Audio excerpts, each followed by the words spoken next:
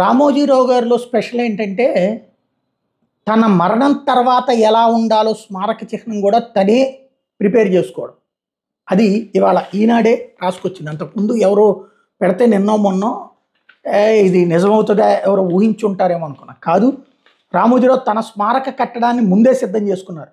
Ramoji film సిటీలోని విశాలమైన ప్రాంతంలో ఆయన నిర్మాణం చేయించుకున్న ఆ స్మృతి కట్టడం వద్దే ఇప్పుడు అంతిమ సంస్కారాలు జరుగుతున్నాయి. రామోజీరావు గారి అంత్యక్రియలకు అధికారిక లాంఛనాలతో నిర్వహించాలని తెలంగాణ ప్రభుత్వం నిర్ణయించింది. సిడబ్ల్యూసీ సమావేశాలకు హాజరయ్యేందుకు శుక్రవారం రాత్రి ఢిల్లీ వెళ్ళిన ముఖ్యమంత్రి రేవంత్ రెడ్డి అక్కడి నుంచి రాష్ట్ర ప్రభుత్వ ప్రధాన కార్యదర్శి శాంతికుమార్కి ఆదేశాలు జారీ చేశారు. రామోజీరావు కుటుంబ సభ్యులతో సీఎం ఫోన్లో మాట్లాడి పరామర్శించారు. రామోజీ ఫిల్మ్ సిటీలోని స్మృతివనంలో నిర్వహించనున్నటువంటి అంత్యక్రియల ఏర్పాట్లను రంగారెడ్డి జిల్లా collector K Shashank, Cyberabad police commissioner Avinash Mohanty, LB Nagar DC Praveen Kumar, జిల్లా అదనపు కలెక్టర్ భూపాల్ రెడ్డి, ఇబ్రహీంపట్నం ఆర్డీఓ అనంతరెడ్డి శనివారం పరిశీలించారు.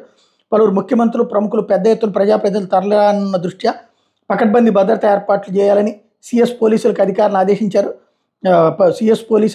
ఆదేశించారు.